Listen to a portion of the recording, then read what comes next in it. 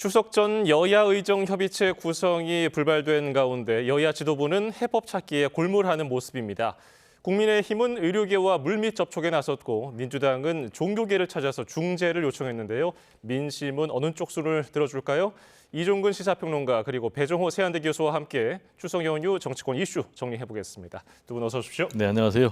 예, 추석 연휴에 나와주셔서 고맙습니다. 네.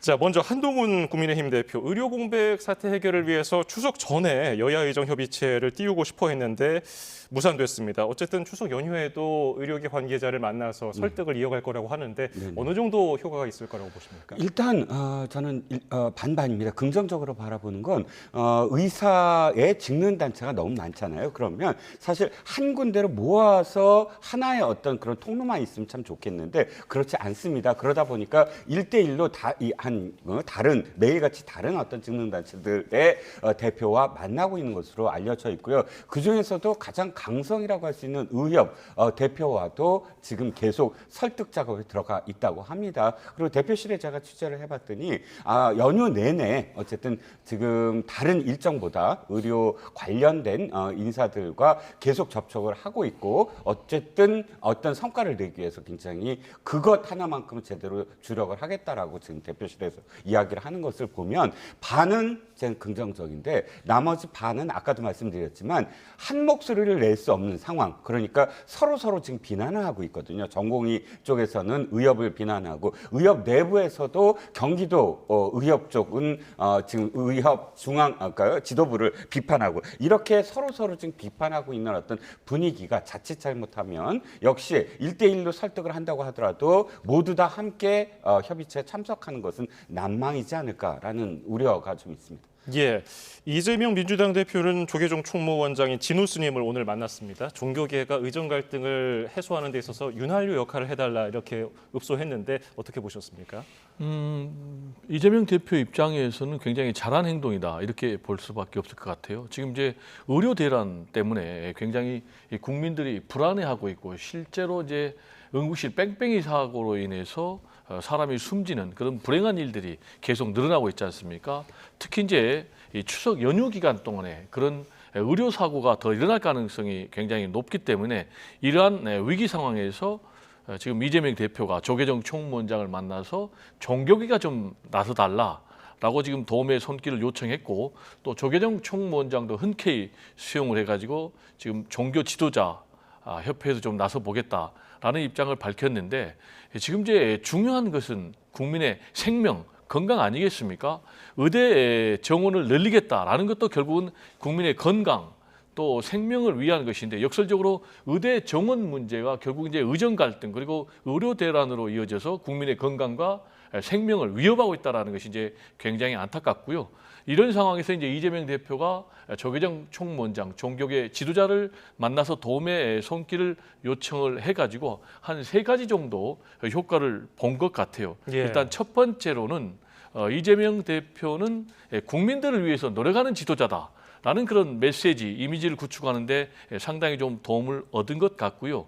그리고 대화와 타협의 지도자, 그리고 실용적인 지도자다. 라는 이제 그런 이미지를 좀 던질 수 있는 것 같고요. 그리고 마지막으로는 지금 고집불통의 윤석열 대통령에 대해서 상당히 압박하는 그런 효과를 던진 것 같은데 종교계가 좀 나서서라도 정말 좀 여야 의정협의체가 대화를 통해서 해결할 수 있도록 제대로 좀 가동이 됐으면 하는 그런 마음입니다. 예, 의정 갈등이 길어지니까 대통령 지지율에도 영향을 주고 있습니다. 줄곧 20% 초반 박스권에 있었는데 이게 취임 후 최저치인 20%까지 떨어진 것으로 지금 그래픽에서도 확인할 수가 있습니다.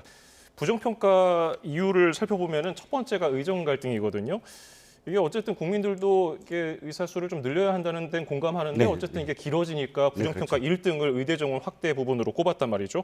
추석 밥상머리 민심 변화는 어떤 좀 영향을 줄 수 있을까요? 우려되는 부분은 이겁니다. 왜 추석 머리 밥상, 설 머리 밥상 이게 왜 얘기가 나오냐면 이 내 집단이라고 해서 예를 들어서 가족들이 다 모였다 했을 때 가족들이 모두 다 한 목소리를 내는 어떤 정치 토론은 있을 수 없습니다. 예. 그런 어떤 것에 대한 우려보다는 그때 정치 얘기가 나올 수밖에 없거든요. 평상시는 우리가 정치 얘기 잘 안 합니다. 그러다가 그런 자리에서 정치 얘기가 나오면 내 생각이 어떻다라는 것이 굳어지거든요. 그 다음에 추석이나 설이 끝나면 평소에 여론조사를 안 하던 언론들도 전부 다 여론조사를 합니다. 이를테면 뭐 갤럽이나 리얼미터 말고도 각 언론 매체들이 여러 그 여론조사 기관과 손을 잡고 한꺼번에 쏟아내거든요. 그때 그 추석 연휴 기간 동안 민심의 흐름, 즉 국민들이 정말로 생각하는 게 뭐냐, 평상시에 리얼미터나 갤럽에 잘 나타나지 않았던 민심이 이렇게 큰 어떤 명절 이후에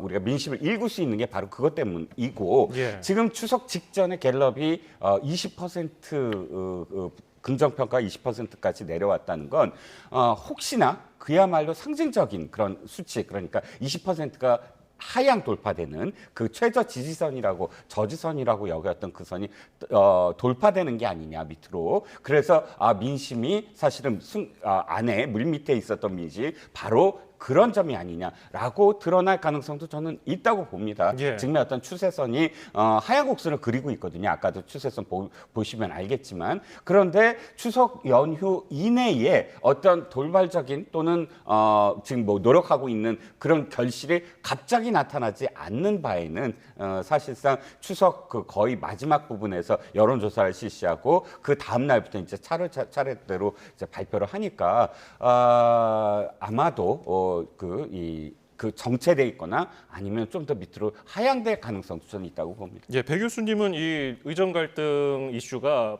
추석 밥상 그 민심에는 어떤 영향을 줄 거라고 보십니까? 굉장히 저는 부정적인 그런 국민 여론이 심화될 것으로 봅니다.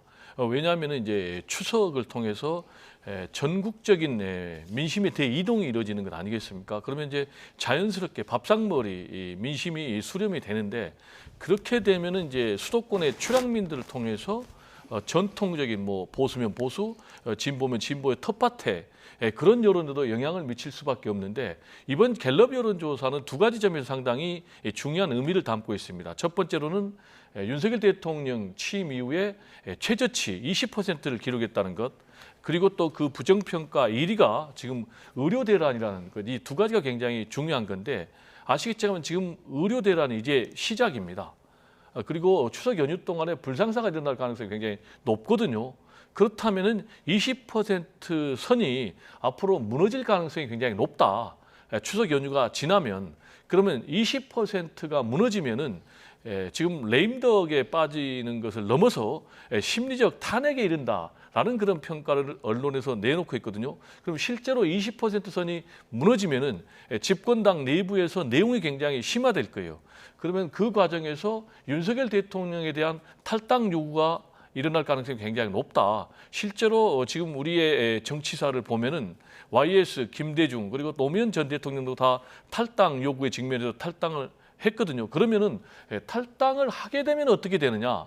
지금 당장 직면한 두 개의 특검 있지 않습니까? 최상병 특검, 그리고 또 김건희 특검, 이런 것들이 통과가 되고 또 거부권을 행사해도 실제로 재표결에서 이 부분이 통과가 될 가능성이 굉장히 높다. 그러면 상당히 심각한 상황까지 이를 가능성이 높기 때문에 지금 상황에서는 윤석열 대통령이 국정의 운영 기조를 전면적으로 전환을 해야 된다라는 얘기를 좀 강조하고 싶습니다. 예. 한동훈 대표 이제 취임한 지 50일이 됐는데 국민의힘 지지율도 윤석열 정부 들어서 가장 낮은 수준을 보였어요. 30%대가 무너졌는데 이건 어떤 의미로 보십니까? 일단 한동훈 대표의 50일의 그 과정을 보면 한동훈 대표가 뭐 2주일, 뭐 취임하면 2주일 이내로 끝난다. 이게 이준석 대표의 뭐 예상이었고, 또 당시 이제 민주당의 스피커 역할을 하는 많은 그 메신저 역할을 하는 의원들도 아바타니까 무너진다 이렇게 얘기했는데, 지금 조국 대표를 포함을 해서 조국 혁신당의 대표를 포함해서 아바타라는 이야기는 이제 안 합니다. 확실하게 한동훈 대표가 이제 윤석열 대통령의 보완하는 그러니까 뭐 불통 이미지라든지 또는 의료 대란에서 중재에 나서는 그런 역할 등을 통해서 상당히 이 국정 운영과 관련돼서 윤석열 대통령과 다른 길을 걷고 있다라는 그런 이미지가 일단은 연착륙했다라고 생각을 하는데 예. 문제는 이겁니다. 집권 여당의 대표는 국정 운영의 동반자예요. 국정 운영의 책임에서 벗어날 수가 없거든요. 어차피 그렇다면 지금 현재 의료 대란과 관련된 국민들의 불만을 한동훈 대표가 오롯이 그것을 다 책임질 수는 없지만 그럼에도 불구하고 거기에 대한 불만이 집권 여당 대표한테도 당연히 갈 수밖에 없는 것이고요.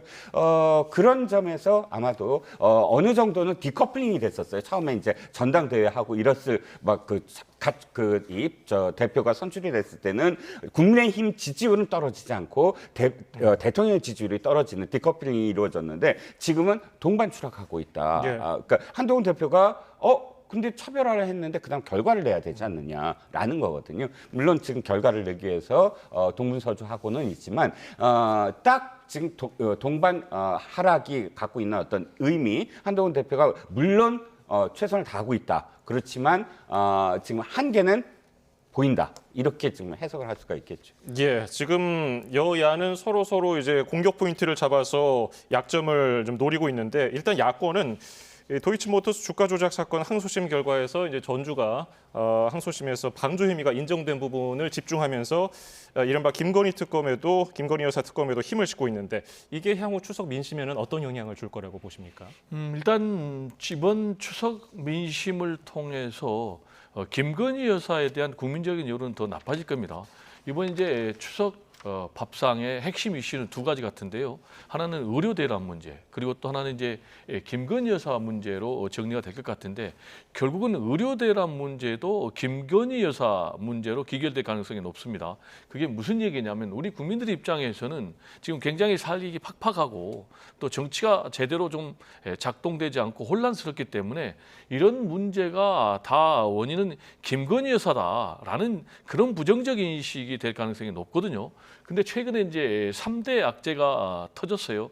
하나는 방금 말씀하신 대로 도이치모터스 주가 조작 항소심에서 이른바 전주라고 불리는 손모 씨에 대해서 1심에서 무죄였지만 2심에서 지금 방조죄 혐의가 추가로 기소가 돼가지고 유죄 판결을 내렸는데 사실은 이 손모 씨 전주보다 지금 김건희 여사가 더 심각하다라는 그런 평가를 받고 있거든요. 그렇다면은 검찰이 만약에 기소를 하지 않는다면은 국민적인 분노가 더 심각하게 높아질 가능성이 높기 때문에 이게 이제 첫 번째 악재고 그리고 이제 두 번째 악재는 최근에 감사원에서 지금 대통령 집무실 그리고 또 관저 이전 공사와 관련해서 여러 가지 불법과 비리들이 많이 있었다라는 그런 감사 결과를 내놨는데 지금 관저와 관련해서 사실상 총괄한 그 업체가 김건희 여사의 코바나 컨텐츠 회사 전시에 후원을 했고 또 김건희 여사하고 특수관계에 있었기 때문에 또 대통령 취임식에 초청까지 받았단 말이에요.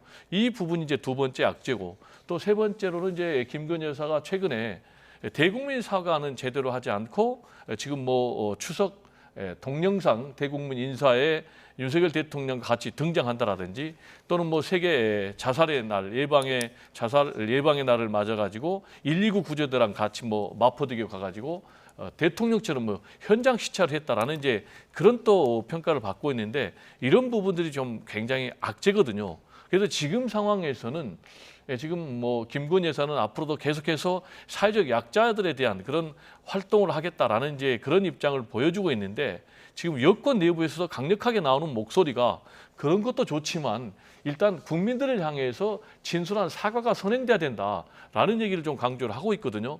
저는 그래서 일단 그런 공개적인 행보에 앞서서 김건희 여사가 좀 진솔한 국민들의 마음을 돌릴 수 있는 그런 대국민 사과가 좀 선행이 돼야 되지 않을까 이런 좀 생각이 듭니다. 예, 이번 항소심 결과에 대해서 여권에서는 혐의 자체가 성립이 되기 어렵다면서 평가절하했는데 이 점은 어떻게 보십니까? 일단 안을 들여다보면 손모 씨와 지금 김건희 여사는 여러 가지 점에서 다르다는 주장이 있습니다. 가장 큰 건 손모 씨는 차입을 했어요. 보니까 아예 은행에서 대출을 받아서 100억 원에 가까운 투자를 했습니다. 그리고 직접 투자를 했어요. 보니까 본인과 본인 배우자와 회사 명의 계좌 4개를 동원을 해서 직접적으로 투자를 했다. 그러니까 그 시세 조정에 어느 정도 가담을 했다기보단 방조를 했다. 그러니까 이것이 자신의 어떤 이 투자가 지금 시세 조정자들에게 어떤 영향을 미친다라는 걸 뻔히 알면서도 그렇게 했다라는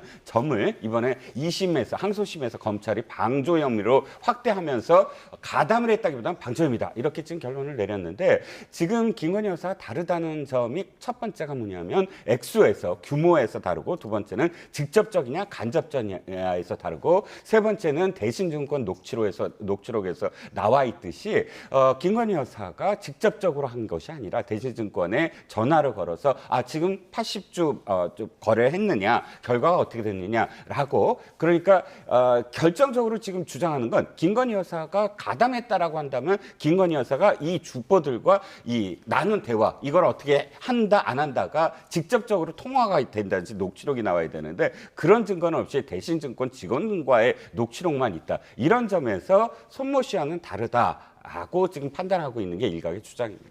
예, 제가 이 부분에 대해서 좀 약간 첨언을 하면 두 분이 다른 점이 있어요. 가장 다른 점은 일단 손모 씨 같은 경우는 1억 원의 손실을 받고 지금 김건희 여사하고 또 모친 최 여사 같은 경우는 23억의 수익을 올렸단 말이에요.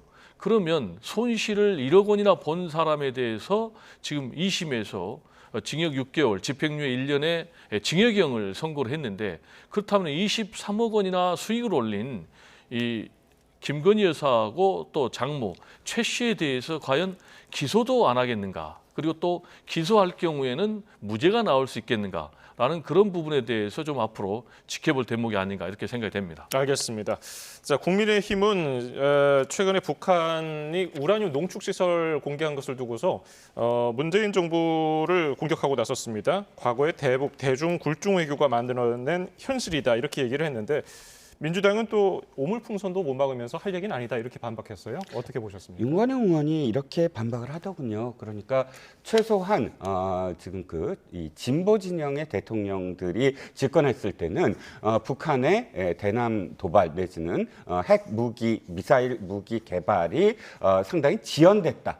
그러니까 아예 없었다는 것도 아니고 그만큼 조금은 더 지연되지 않았냐 이렇게 표현합니다. 그게 왜 모순이냐면 북한은 지금까지 이번에 공개한 게 사실 고농축 우라늄이에요. 플루토늄을 한 것과 엄청나게 다릅니다. 그러니까 북한이 이렇게 자랑한 거예요. 우리는 지금 1년에 400kg의 핵물질을 만들 수 있는 시설이 있다라는 걸 이번에 처음으로 자랑한 거거든요. 어마어마한 지금 시설입니다. 이 시설이 여기까지 오려면 세 번에 걸친 진보 정권에서 아무것도 안 하면 불가능합니다. 그러니까 어떤 차이가 있냐면 보수 정권 때는 반발을 하면서 아예 대놓고 했다면 진보 정권 때는 도문을 받아가면서 속으로 다 할 수밖에 했다는 겁니다. 그러니까 이 고농축까지 여기까지 온 것이지. 그러니까 지금 15년이잖아요. 15년 동안 아무것도 안 했다. 김대중 정권과 노무현 정권과 문재인 정권 때 아무것도 안 했다면 이 고농축 시설까지 올 수 없었던 것이고 수치로도 드러납니다. 박근혜 정부가 24회에 40발을 핵무기를 그러니까 미사일을 쐈는데 문재인 정부는 43회에 67발을 쐈어요. 물론 윤석열 정부도 때도 지금 북한이 계속 도발을 하고 있습니다. 그러니까 수치적으로 우리 때는 적었다, 안 했다 이렇게 표현할 게 아니라 지금은 이런 부분과 관련돼서 북한을 비판하라. 북한을 비판하지 않고 오물을 지금 쏘고 있는 북한을 비판하지 않고 남한 정부를 비판하는 건 북한의 지금 의도, 남남 갈등을 일으키기 위해서 이렇게 계속 도발을 이어가는 것에 그대로 따를 뿐이다라는 생각입니다. 예, 한동훈 대표 대공수사권 문제를 가지고서도 전 정부를 비판했는데 이런 한 대표의 일련의 비판 어떻게 보십니까? 일단 한동훈 대표 입장에서는 최근에 성적표를 보면은 거의 이제 낙제점을 면하기 좀 어려워요. 6개월 만에 이제 본인의 지지율이 한 10%포인트 하락을 했거든요. 그러다 보니까 이재명 대표하고 지금 대선 주자 지지율에서 거의 절반 수준으로 떨어졌고, 특히 뭐 일부 여론조사에서는 보수의 텃밭이라고 할 수 있는 뭐 PK 지역, TK 지역에서도 이제 이재명 대표에게 밀리는 그런 결과가 나왔단 말이에요. 그럼 이제 한동훈 대표 같은 경우 왜 이런 지금 부정적인 평가를 받느냐라는 것과 관련해서는 역시 제가 볼 때 크게 세 가지 면에서 보수 지지층들에게 실망의 그런 메시지를 던져준 결과가 아닌가. 첫 번째로는 일단 당의 단합, 장악을 하는데 실패를 했어요. 지금 계속해서 뭐 친윤이냐 친한이냐라면서 대립하고 있지 않습니까? 그리고 두 번째로는 이제 문제 해결 능력에 있어서 특히 의료대란과 관련해서 확실하게 지금 능력을 지금 보여주지 못하고 있단 말이에요. 그리고 세 번째로는 확실하게 집권당의 강력한 미래 주자로서 본인이 좀 의제를 주도를 해야 되는데, 의제 설정이라든지 이제 의제를 뭐 주도를 하지 못하고 있는 그런 상황에서 지금 뭐 국정원의 대공 수사권을 부활한다라든지 또는 뭐 간첩법을 개정을 해가지고 지금 뭐 적국을 외국으로 바꾼다라든지 이런 이제 안보 이슈에 집중을 하고 있는데, 안보 이슈 이제 국면 전환하는 이유는 보수 지지층을 잡겠다. 그리고 또 안보 이슈를 가지고 지금 윤석열 대통령하고 협력을 하겠다라는 이제 그런 계산으로 보여지는데, 과연 지금의 상황이 색깔론으로 해결될 수 있는 문제인가라는 그런 부분, 그리고 또 북한의 우라늄 시설이 지금 굉장히 고도로 개발된 이런 부분이 전 정권의 문제로 돌려가지고 국민들이 납득할 수 있겠는가. 지금 현 정권이 출범한 지 사실상 지금 2년 반이 가까워 있거든요. 그런데 지금 상황에서도 전 정권 탓을 할 경우에는 스스로 나는 무능한 정권이다라는 자기 고백에 불과한 것이 아닌가, 이렇게 좀 생각이 듭니다. 예. 자, 이제 추석 연휴가 끝나면은 여야는 또 조금 전에 얘기를 나눴던 특검법, 그리고 또 최상병 특검법, 이런 것들로 이제 또 격돌할 것으로 보이는데, 우원식 국회의장이 이제 추석이 끝나면은 본회의 열고 그때 처리하자 하면서 약간 미뤘어요. 야당에서는 뭐 일부 의원들이 우 의장 보고 왜 미뤘냐면서 비판했기 때문에 뭐 추석 끝나자마자 바로 처리가 될 것 같은데, 여당은 이걸 받아들이면서 처리가 될까요? 지금 특검법이 계속 거부되는 이유가 무엇이냐면, 정확하게는 지금 국회 운영, 민주당이 여야 협상을 통한 특검법이 아니라 자신들이 독단적으로 계속 특검법을 내기 때문이거든요. 자, 특검법은 이미 뭐 일상화됐어요. 특검법 내고 거부권하고 제의의결권 다시 하고 그다음에 투표로서 그것이 부결되는, 이것이 사이클이 한 번도 지금 물론 몇 가지 비쟁점 법안이 넘어가는 거 빼놓고는 예. 계속 이렇게 됩니다. 그런데 이것을 그렇다면 뭐 민주당이 주장하듯이 이 윤석열 대통령의 탄핵감이다. 탄핵의 어떤 이유가 될 수 있다. 저는 그렇게 보지 않습니다. 프랭클린 루즈벨트 대통령도 653건의 거부권을 행사했어요. 기록입니다. 미국에서 가장 높고. 근데 653건의 거부권을 행사했는데 프랭클린 루즈벨트 대통령이 최악의 대통령이었나요? 아닙니다. 최고의 대통령 중에 한 사람으로 지금 꼽아요. 그러니까 거부권 자체가 왜 그러면 거부권을 행사하는지, 왜 그럼 야당이 계속 그 거부권을 행사하는데도 불구하고 더 센 거. 그러니까 거부권을 행사한다는 자체는 뭐냐면, 그럼 민주적인 방식으로 협상을 통해서 국민들도 납득할 수 있는 그런 안을 도출해내는 것이 아니라, 그 다음에는 거부권 행사하니까 그럼 더 센 거 하겠다 하고 또다시 계속 되풀이되잖아요. 물론 거부권이 계속되는 그런 그 정국이 무조건 민주당 탓만이다라고 주장하고 싶은 생각은 없습니다. 하지만 그럼에도 불구하고 지금의 거부권 이 악순환이 윤석열 대통령 탓이다라고 민주당이 주장하는 것도 민주당의 하나였던 오판이다라고 생각을 합니다. 이런 가운데 유승민 전 의원은 앞서 저희가 보내드렸던 대통령 지지율 그리고 국민의힘 지지율을 언급하면서 이대로 하면은 큰일 난다, 망한다, 그러면서 두 특검, 김여사 특검법 그리고 최상병 특검법을 받아라, 이렇게 얘기를 했는데, 이런 제안에 대해서는 어떻게 보셨습니까? 유승민 이제 전 의원 같은 경우는 이른바 미스터 쓴소리로 통하는 그런 분인데, 이번에는 좀 진단과 해법이 정확하지 않았나라는 좀 개인적인 생각이 듭니다. 크게 이제 세 가지 이슈에 대해서 언급을 했어요. 예. 첫 번째, 의료대란 사태와 관련해서 이거는 대통령이 결자 해지 차원에서 맨 앞장서서 좀 풀어라 라는 얘기를 했는데 지금 뭐 한동훈 대표 같은 경우 아무리 본인이 지금 판을 열려고 해도 대통령이 2025년 의대 정원 문제는 원점에서 얘기할 수 없다. 또 그리고 또 한덕수 총리도 이거는 절대 양보할 수 없다라고 하니까 지금 더 이상 진전이 안 되지 않습니까? 그래서 이 문제도 사실은 대통령이 제가 볼 때는 대화의 환경을 좀 만드는 데 앞장서야 될 것 같고요. 그리고 두 번째 김건희 여사 문제입니다. 이것과 관련해서는 지금 유승민 전 의원 같은 경우 법대로 하라라고 그랬거든요. 지금 여론조사에서 대통령 지지율이 20%로 떨어졌고 앞으로 20%도 더 떨어진다면은 완전히 국정 운영 동력이 지금 없어지는데 과연 이거를 막을 수 있겠는가? 특히 자신의 배우자와 관련된 이런 부분. 그래서 제가 볼 때는 이거는 법대로 처리하는 것 외에는 다른 답이 없다라고 생각이 되고요. 그러다 보니까 실제로 이제 우리 역사를 보면 YS라든지 DJ라든지 다 자기 아들들을 대통령이 직접 검찰에 구속시키라고 한 거 아니겠습니까? 그런 읍참마속의 결단을 내렸던 대통령의 사례를 좀 참고해야 될 것 같고요. 예. 그리고 이제 최상병 특검법과 관련해서 지금 받아라라고 얘기를 했거든요. 왜냐? 대통령 본인 그리고 가족이 관련된 것을 대통령이 거부권 행사하면은 국민들이 과연 이걸 용납할 수 있겠는가라는 얘기를 했는데 저는 이 세 가지 지적이 다 결국은 상당 부분 지금 국민들이 요구하고 있는 그런 메시지가 아닌가 생각이 듭니다. 예. 여권에서는 문재인 전 대통령 일가 비위 의혹에 대해서 집중 제기를 하고 있습니다. 반격에 나서고 있는데 김경률 전 비대위원은 여기서 더 나아가서 김정숙 여사도 특검을 해야 한다 주장했는데 어떻게 보셨습니까? 네, 이번에 5천만 원이 이제 결정적입니다. 그러니까 윤건영 의원이 두 가지를 사실 저는 자백이라고 표현하는데 대단히 지금 불리한 증언을 했습니다. 뭐라고 얘기했냐면 자 뇌물죄나 제3자 뇌물죄나 어찌됐든 경제공동체잖아요. 그러니까 최순실과 박근혜 전 대통령의 그 관계에 있어서 전혀 피도 안 섞었는데 왜 그것이 지금 제3자 뇌물이 됐냐면 경제공동체이기 때문이다. 한 주머니이기 때문이다라고 한다면 이번에도 역시 윤건영 의원이 이렇게 얘기했습니다. 2억 5천만 원의 인세를 1억은 지금 딸인 지금 문다혜 씨한테 보냈다라고 했습니다. 그러면 문 전 대통령이 금치산자나 아니면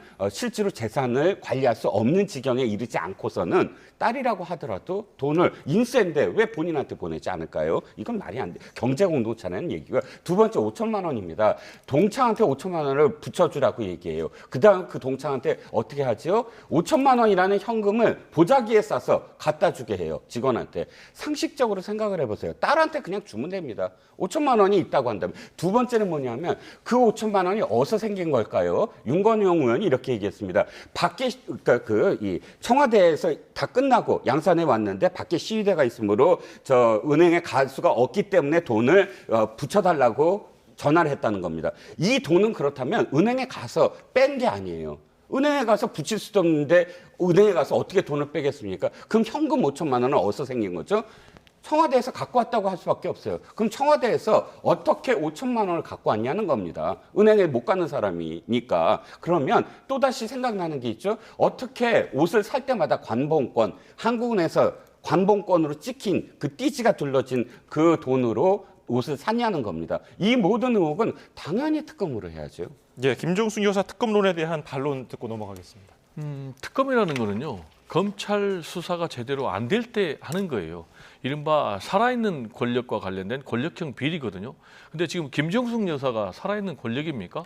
그리고 이 부분은 얼마든지 검찰이 제대로 수사만 하면 다 밝힐 수가 있어요. 그리고 지금 5천만 원 버는 것과 관련해서 만약에 은밀히 주려고 했다면 딸 오라고 그랬겠죠. 그래가지고 현금으로 몰래 줬겠죠. 그런데 친구한테 보내달라고 하면서 그 무통장 입금에다가 본인의 이름 김정숙을 썼어요. 그러니까 그거는 은밀히 보내는 그런 것이 아니고 그리고 또 친구에 대해서 지금 검찰이 이미 압수수색을 했거든요. 그러니까 이 돈의 출처라든지 또 왜 보냈는지 이런 부분에 대해서 다 밝혀질 거예요. 그런 상황에서 뭐 특검을 또 해야 된다라는 건 제가 볼 때 좀 사리에 맞지 않고 일단 문재인 전 대통령을 뇌물죄 혐의로 지금 피의자 적시해서 압수수색을 했지 않습니까? 그럼 뇌물죄가 해당이 되려면 직무 관련성과 대가성이 입증이 돼야 되는 거예요. 즉 이 얘기는 뭐냐면은 이상직 씨를 중소벤처기업진흥공단 이사장에 임명을 할 때 윤석열 대통령이 이 사람 임명해라라고 개입을 해야 되거든요. 근데 문재인 대통령이 과연 그런 사람인지 여기에 대해서 전혀 그런 사람이 아니다라고 주장을 하고 있고 또 그걸 검찰이 어떻게 입증할 수 있을 것인지 그런 차원에서 지금 문재인 전 대통령, 이재명 대표는 정치 보복이다라고 주장을 하고 있는데 지금 상당수의 우리 국민들도 문재인 전 대통령을 뇌물죄 피의자로 수사하는 것과 관련해서는 역시 김건희 여사에 관련된 여러 가지 비리 의혹들을 물타기 하기 위한 국면 전환용 그런 수사가 아닌가라는 부분에 국민들도 좀 공감을 가질 것 같습니다. 예, 이런 가운데 문재인 전 대통령 김종숙 여사와 함께 추석 인사를 전했는데요. 팍팍한 살림살이에 의료 대란까지 겹쳤다 이런 내용이 들어가 있습니다. 이거 뭐 우회적으로 정부 여당 비판했다는 해석이 많더라고요. 저도 이게 똑같이 말씀을 드린 건 좀 적절하지 않다고 생각을 하는데 아까 김건희 여사 말씀을 하셔서 이제 김건희 여사를 비판하는데 왜 이렇게 자주 나오느냐라는 비판이 많습니다. 그런데 내용을 좀 봐야 될 것 같아요. 오늘 같은 경우 사실 장애인 아동들을 만났습니다. 그러면 아니 역대 영부인들이 어찌됐든 이렇게 사회적 소수자라든지 혹은 약자들에 대해서 배려를 하는 것은 그 행위 자체를 비판할 수는 없는 거잖아요. 그런데 그렇게 비판을 합니다. 그러고 이야기하는 게 지금 자중자애해야 된다라고 이야기를 해요. 그러면 저는 솔직히 문재인 대통령과 문재인 전 대통령의 부인도 자중자애할 때다라는 겁니다. 아까 그 이상직 씨 얘기를 했지만 이상직 씨는 당시에 중진공 이사장이 될 수 없는 자격이 이미 될 수 없었어요. 그리고 그때 그 인사를 추진했던 담당관도 그렇게 진술했다고 지금 언론의 보도에 나오고요. 왜냐하면 그 전에 이미 2014년도에 이스타젯 항공의 10대 아들한테 그 항공의 주식을 다 줍니다. 횡령 배임죄로 이미 그때 다 밝혀졌고요. 자기 전 부인의 골프 지금 그 가르쳐줬던 코치를 또 그 자기 회사에 집어넣어갖고 월급을 7천만 원 줍니다. 이 모든 것들이 중진공 이사장 전에 다 혐의로 있었던 얘기예요. 그런데 그렇게 중진공 이사장 자리를 줄 수 없는데도 불구하고 줬다는 건 그다음에 뭐가 이어집니까? 사위가 영어도 못하고 항공 업무 전혀 모르는데 타이스타젯 항공에 전화 걸어갖고 이상직 씨가 직접 여기에 취직시켜라 800만 원을 줘라 라고 한 거 다 증언돼 있어요. 그러면 자격도 없는 사위를 임명시켰는데 그때 딱 중진공 이사장이 임명을 해요. 그렇게 직무 관련성과 대가성이 딱 떨어지는데 이렇게 모든 것들이 다 언론 보도 나오는데 지금 딱 나와서 이 모든 것들은 다 전 정권이 잘못됐다라는 뉘앙스로 얘기한다면 문재인 전 대통령에 대한 인식이 과연 국민들이 저 사람은 죄가 없어 라고 생각을 할까요? 저는 그렇지 않다고 생각합니다. 예, 반론 듣고 마무리할까요? 네, 직무 관련성하고 대가성이 딱 떨어진다라는 것은 좀 취소해야 될 발언인 것 같고요.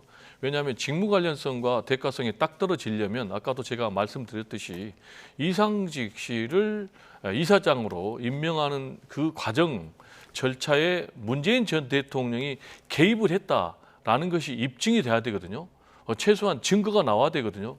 근데 아무도 입증을 못하고 있고 또 다 관련된 인사수석이라든지 또는 당시 조국 민정수석도 문재인 전 대통령은 일절 개입을 안 했다라고 얘기하는데 우리 평론가님이 딱 떨어지게 개입을 했다라는 식으로 얘기하는 건 좀 잘못된 것 같고요. 1초만 사실은 한마디로 말씀드리면 지금 불행한 정치가 계속 반복되고 있는 것이죠.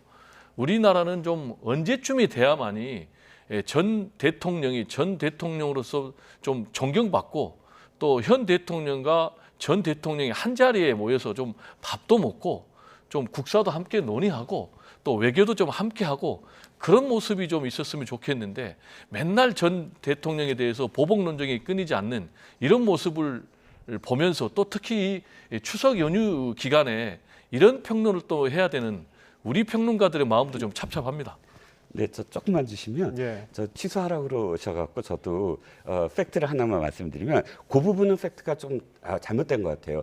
조현옥 인사수석과 임종석 비서실장과 조국 민정수석은 문 전 대통령이 개입하지 않았다라고 한 적은 한 번도 없습니다. 거부권을 행사했어요. 임종석 비서실장과 그다음에 조국 수석은 불려나갔는데 단 한마디도 하지 않았습니다. 문 전 대통령이 하지 않았다는 게 아니라 거기에 대해서 난 말할 수 없다라는 태도를 견지했고요. 조현옥 인사수석은 여기까지 진술했습니다. 뭐라고 진술했느냐? 정당한 과정을 통해서 했다라고 얘기하지 않고 비공개 회의를 했다. 그리고 나도 참석했고 당시에 가장 높은 사람은 임종석 비서실장이다라는 진술까지 한 것으로 나왔습니다. 근데 예. 제가 검찰에서 언론 보도에 따르면 조현옥 인사수석이 왜 피의자로 적시가 됐냐면 상당 부분 조현옥 수석이 증언을 했다라는 게 지금 나와 있거든요. 물론 문 전 대통령이 개입했다 안 했다는 건 아직 발표가 안 됐습니다만 알겠습니다. 문 전 대통령이 개입하지 않았다라는 발언은 어느 사람의 입으로도 나오지 않았다는 겁니다. 저도 이제 그럼 형평 짧게- 차원에서 예, 네, 마무리 네, 네. 듣죠. 지금 직무 관련성과 대가성에 딱 떨어진다라고 우리 평론가님이 얘기를 하니까 내가 얘기를 했고, 그리고 말씀하신 대로 조현옥 인사수석 그리고 당시 조국 민정수석 검찰 수사에서는 거부권 행사했어요. 묵비권. 그런데 말씀하신 대로 조현옥 당시 인사수석은 정상적인 절차에 의해서 했다고 그랬잖아요. 그리고 조국 본인이 방금 그렇게 얘기했잖아요. 그리고 아니 정상적이지 잠깐 않고 내가 얘기를 하니까 비공개 회의에서 아니, 잠깐 했다고 그러니까 했습니다. 비공개 회의에서 예, 예. 정상적이지 자, 그리고 않고요. 그러니까 그 본인 메시지 예. 두 번째 조국 전 민정수석은 이렇게 얘기했어요. 문재인 전 대통령이 그런 것에 개입할 사람입니까? 라고 얘기를 했습니다. 이거 팩트입니다. 기자들한테 얘기했지 검찰에서는 아니, 그러니까. 묵비권을 행사했고요. 두 아니, 번째는 알겠습니다. 뭐냐면은 이제 그건 도돌이표인데 아니요. 앵커가 정리를 해주세요. 예, 알겠습니다. 아마 이거는 이제 시청자분들이 아마 들으시면서 판단을 하실 것 같습니다. 두 분 의견 잘 알겠습니다. 뜨겁게 추석 연휴 정치권 이슈 대담해 주셔서 감사합니다. 이종근 시사평론가, 배종호 세한대 교수였습니다. 두 분 감사합니다. 감사합니다.